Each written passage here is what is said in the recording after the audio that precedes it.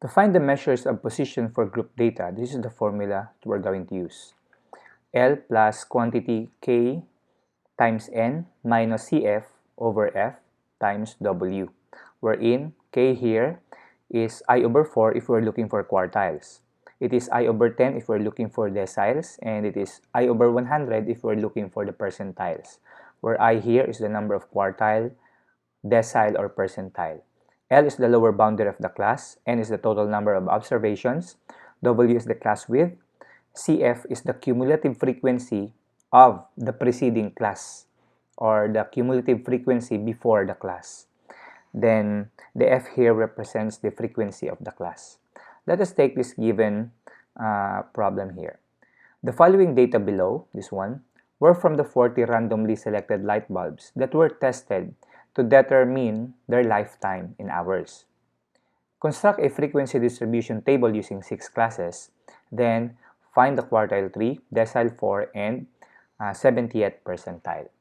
So, to construct a frequency distribution table, we have 5 steps. Step 1 is find the range. So that is highest minus lowest. So in our observation, that is 120 as the highest and 50 as the lowest. So subtract them, and this gives us 70, and that is our range.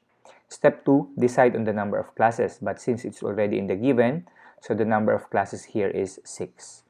Then to find the class width, just simply divide them. 70 divided by 6, and that is 11.667.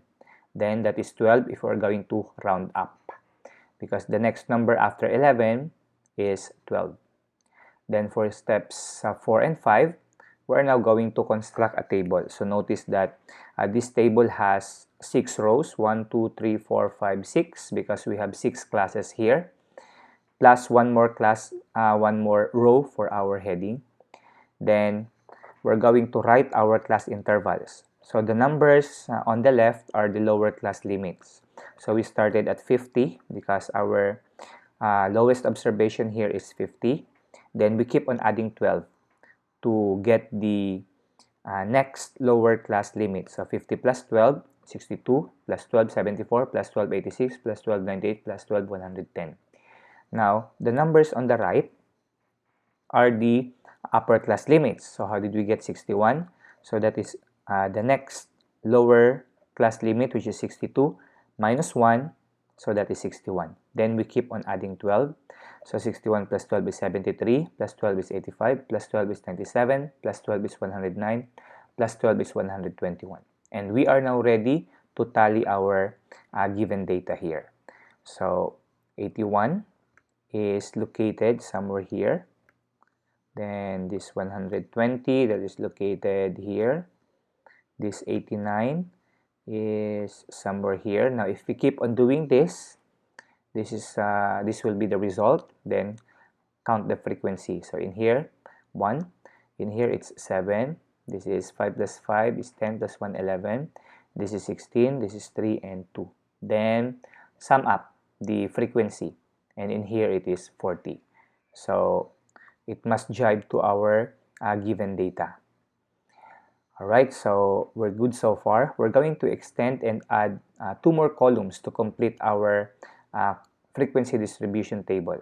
So to write the class boundaries, recall that for the lower class boundary, we will just take the lower class limit, then subtract it by 0.5. So 50 minus 0.5 is 49.5. Then for the upper class boundaries, these are the numbers on the right in this column. We're going to take the upper class limit also, then add 0.5. So 61 plus 0.5, that is 61.5. So we keep on doing this for the next classes. And this is how it looks like. Then lastly, we're going to find the cumulative frequency. So we'll start from the lowest class. So in here, we'll write 2, then add the next frequency, or the next frequency in each class. So 2 plus 3, that is 5. 5 plus 16 is 21. 21 plus 11 is 32. 32 plus 7 is 39. 39 plus 1 is 40. Since our last cumulative frequency is the same with the number or total number of our n, it means our table is ready to find the quartile 3, decile 4, and percentile 70. So recall that for us to solve for the measures of position for group data, we're going to use this formula. Since we're looking for the quartile 3, so this will be the formula that we're going to use. Then we're going to find the values of these variables. So what we know so far is this W, which is the class width. So we have already taken this earlier in this video that the class width is 12. Then our I here is 3 because we're looking for the quartile 3. Our N is 40, that is the total number of observations. The variable that we're going to find is the K times N, the cumulative frequency or the CF, the lower class boundary, and the frequency. Okay, so let's start finding K. So we know that K is equal to I over 4 since we are looking for the quartiles and our I is 3. So therefore, K is 3/4. Now to solve for Kn, just simply multiply the value of N and the value of K. So our K is 3/4, our N is 40. So 3/4 of 40, that is 30. So 40 divided by 4, that is 10. Then 10 times 3, that is 30. Now our question is, where we can find this 30. Which of this class contains 30? So, to find it, the class that contains Kn, which is 30, that is the smallest cumulative frequency that is greater or equal to the Kn, which is 30. So, which of this cumulative frequency that is greater or equal to 30? Equal to Kn, which is 30. So, these are the cumulative frequency that are more than 30, 40, 39, and 32. But we are looking for the smallest.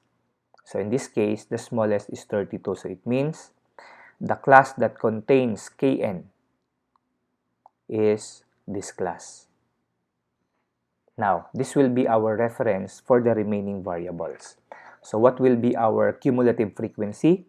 So earlier in this video, we defined the formula wherein the CF or the cumulative frequency is the cumulative frequency preceding to the class or before the class. So since this is the class, the cumulative frequency before it is 21. So our cumulative frequency here is 21. Then our lower boundary, that is the lower boundary of our class, and that is 85.5.